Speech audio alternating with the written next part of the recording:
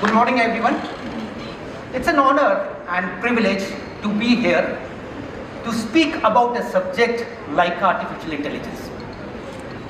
When we think of TED, we visualize three different worlds: a world of technology, entertainment, and design.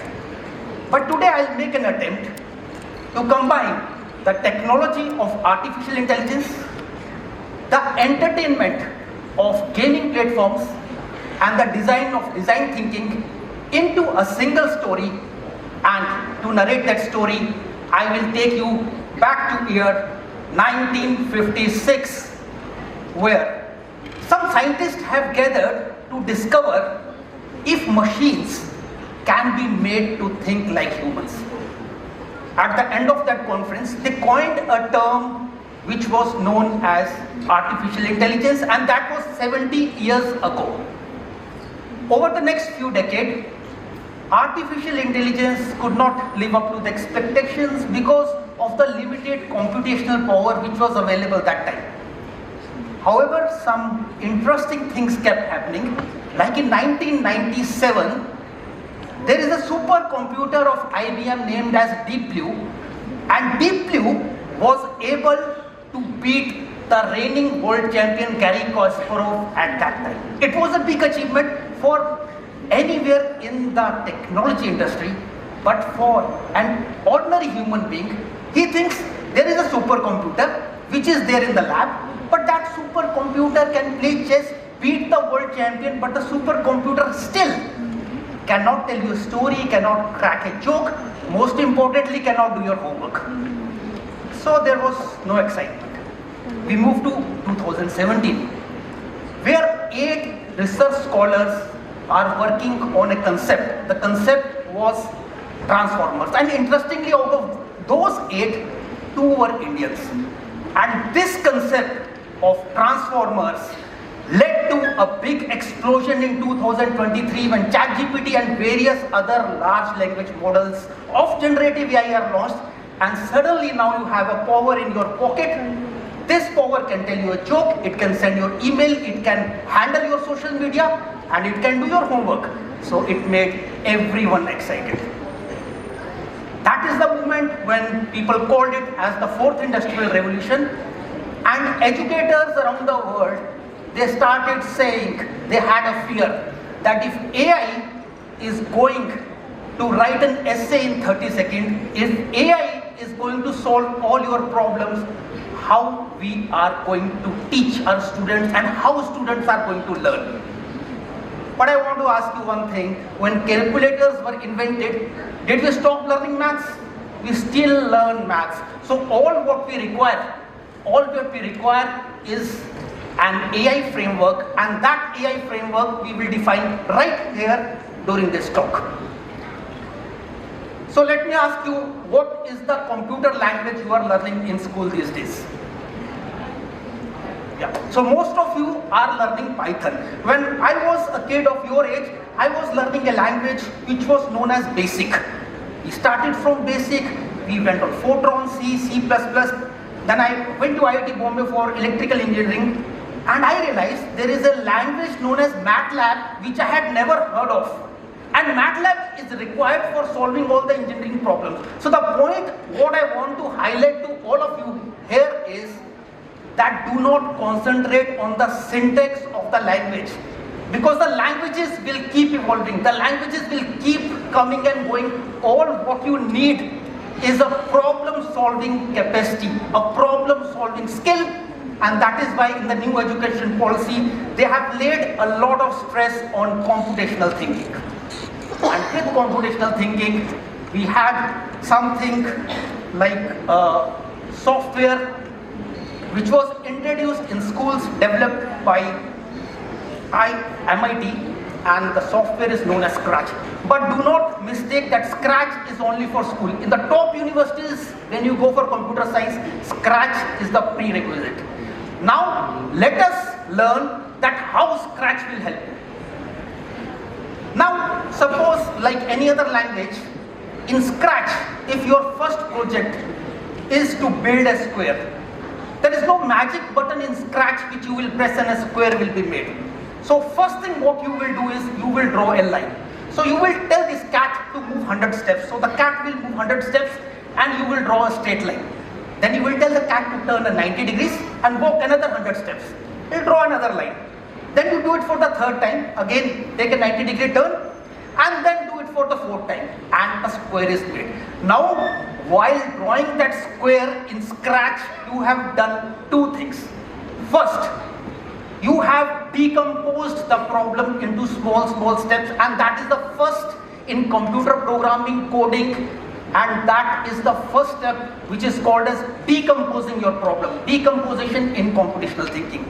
And you also learned another thing, that I could have done it in a much easier way if I had done it once and repeated the same thing 4 times, and that teaches you looping, which is the fundamental concept in all the programming languages. So Python will come and go, but your computational skill has to be there. Now presently Scratch has become so popular that by March 2024, 1 billion students around the world had made games and projects on Scratch.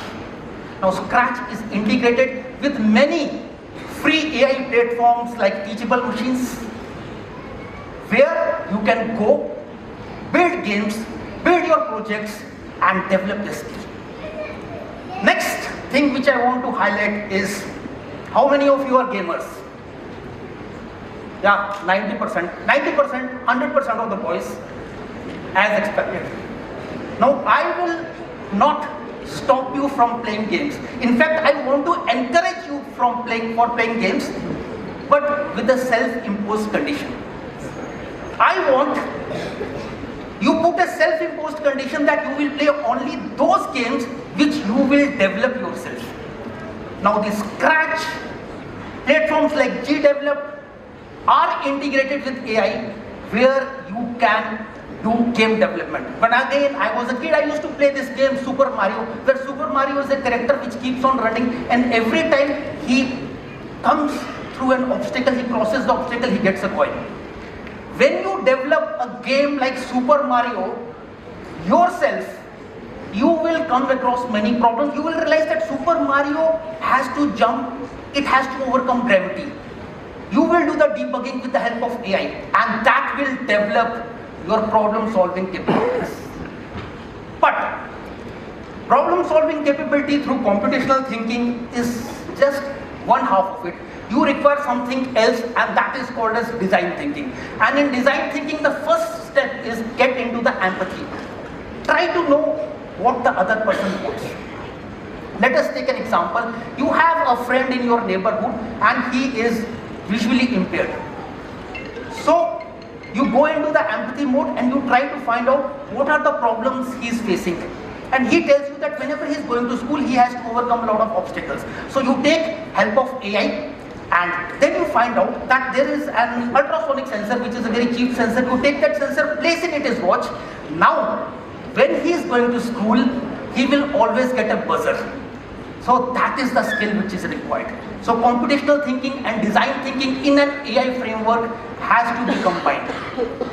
Now imagine in your school, when you are appearing for an AI exam, instead of writing a code which you will have to memorize for Python, you are given some 200 students are there, 200 students are given 200 different problems of AI. They take help of AI and they solve the problems of school. Many of you will be able to give some interesting solution about pollution of Delhi. Someone will be able to make a software which will be so helpful in the school. This is the kind of skill set which is required. Now, talking of skills, why skills are required, let me give you some examples. As per many of the students here, a couple of years from now, they will be writing JEI, some of you will be writing NEET. Every year around 12 to 15 lakh students, they write JEI, around 25 lakh, they write NEET, so many of you write CUAT.